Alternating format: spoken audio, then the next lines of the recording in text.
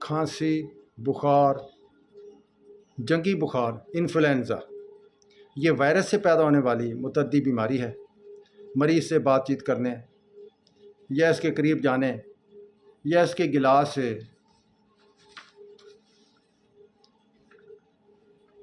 پینے کی وجہ سے وائرس تندرست آدمی کے جسم میں داخل ہو جاتا ہے، اسے بیمار کر دیتا ہے۔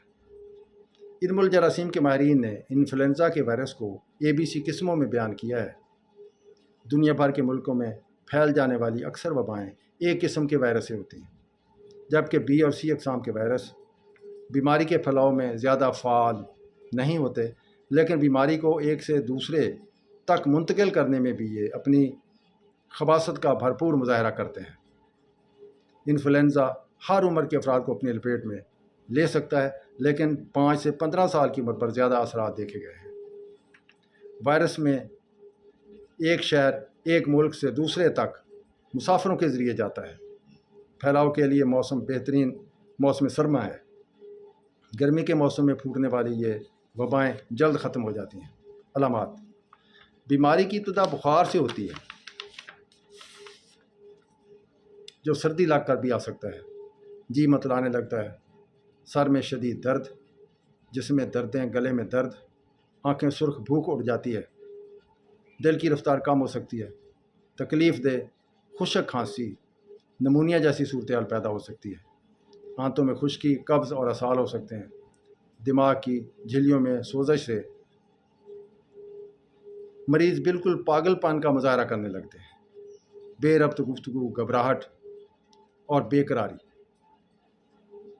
اس مرض میں دل کے عضلات اور والو متاثر ہو جاتے ہیں، کان بہنے لگ جاتے ہیں، جوڑوں میں ورم کے علاوہ گردوں کے خراب ہونے کا امکان بھی ہوتا ہے۔ انفلوئنزا کی اصل دہشت وہ تکالیف ہیں جو اپنے جانے کے بعد جسم میں چھوڑ جاتا ہے۔ اس مرض میں خود کو بچانے کے لیے مندرجہ ذیل احتیاطی تدابیر اختیار کی جائیں۔ جس جگہ زیادہ تعداد میں لوگ جو موجود ہوں وہاں نہ جائیں۔ جلسے، جلوسوں، ریل اور بس کا سفر، سینما، تھیٹر وغیرہ۔ کھانستے اور چھینکتے وقت منہ کے آگے رومال یا ہاتھ رکھیں۔ فرش پر تھوکنے سے اعتراض کیا جائے۔ دوسروں کا تولیہ، رومال، سگریٹ استعمال نہ کیا جائے۔ چائے خانے اور ہوٹلوں میں جانے سے گریز کریں۔ وبا کے دنوں میں صبح کا ناشتہ بھرپور کیا جائے اور رات کا کھانا ضرور کھائیں تاکہ کمزوری نہ ہو۔ علاج: اس وائرس اور اس کی زہریں اعصابی نظام اور دل پر تباہ کن اثرات رکھتی ہیں، اس لیے مریض مکمل طور پر آرام کرے۔ آمد و رفت میں جسم کی جو توانائی صرف ہوتی ہے اس کو بچا کر رکھا جائے تاکہ وہ بیماری کے مقابلہ میں کام آئے۔ ہلنے جلنے، چلنے پھرنے، سیڑھیاں چڑھنے سے دل پر بوجھ پڑتا ہے۔ کمرہ ہوادار ہو لیکن ٹھنڈا نہ ہو۔ موسم کے مطابق لباس اور بستر استعمال کریں۔ سر درد اور جسم کے دردوں کے لیے اسپرین کے خاندان کی دافع علم ادویات کی گولیاں یا شربت استعمال کریں۔ گلے میں، حلق میں سوزش کے لیے گرم پانی میں نمک ملا کر غرارے کریں۔ کھانسی کے شربت استعمال کریں۔